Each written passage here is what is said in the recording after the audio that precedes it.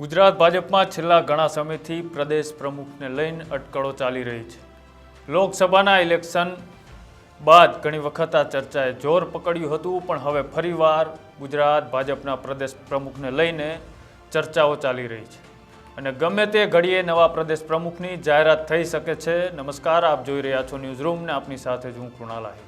આજે ગુજરાત કમલમ ભારતીય જનતા પાર્ટીના કાર્યાલય ખાતે સંગઠન મહામંત્રી રત્નાકરજીની અધ્યક્ષતામાં એક બેઠક મળી હતી અને તેની અંદર દિલ્હીથી ગુજરાતના સાંસદોને પણ આ કાર્યશાળામાં વર્ચ્યુઅલી જોડાવવામાં કહેવામાં આવ્યું હતું અને તેમાં પ્રદેશ પ્રમુખના નામના ધારાધોરણો સહિતની ભાજપના તાલુકા અને જિલ્લાના નવા પ્રમુખો માટે વયમર્યાદા નક્કી કરવામાં આવી હોય તેવી પણ વાત ક્યાંક ચર્ચાઈ રહી છે.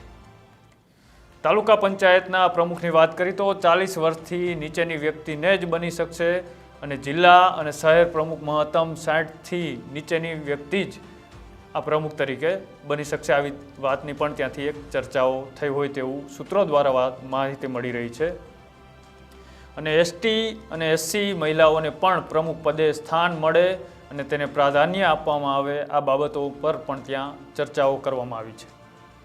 આ બેઠકમાં ફરી CR પાટીલે વાવ વિધાનસભાનો પણ ઉલ્લેખ કર્યો અને પાટીલનો પાવર ઉતારવાની જે વ્યક્તિઓ વાત કરતા હતા તેનો પાવર તો જનતાએ ઉતારી દીધો.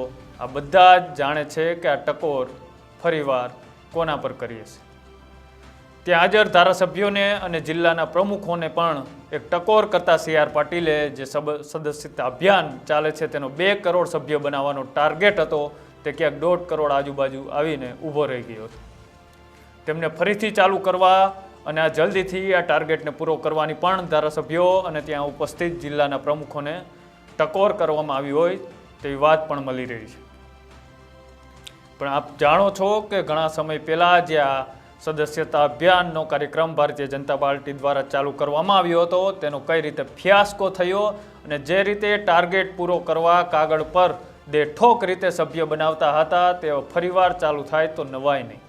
અને બીજી વાત કરવામાં આવે તો આ બેઠક તો મૂળ ચર્ચા પ્રદેશ પ્રમુખના નવા નામને લઈ થઈ હતી. તે સૂત્રો દ્વારા મળતી માહિતી પ્રમાણે ગમે તે ઘડીએ બીજા નવા પ્રદેશ પ્રમુખની જાહેરાત થઈ શકે છે અને મુખ્યમંત્રી ભૂપેન્દ્ર પટેલ પણ દિલ્હી પોતાના અંગત કામને લઈને જવાના હોય એટલે કે આ એક અઠવાડિયામાં દિલ્હીમાંથી ભારતીય જનતા પાર્ટીના નવા પ્રદેશ પ્રમુખની નામની પણ જાહેરાત ત્યાંથી જ કરવામાં આવે તેવી અટકળો પણ વહેતી થઈ છે. ત્યારબાદ ગુજરાતમાં તે નામ જાહેર કરવામાં આવે તેવી શક્યતાઓ હાલ દેખાઈ રહી છે. તો હવે બીજી બાજુ ભારતીય પ્રદેશ પ્રમુખ કોના નામ પર મોહર લગાવે છે તેને લઈને પણ અનેક નામોની ચર્ચાઓ પણ અત્યારે ચાલી રહી છે.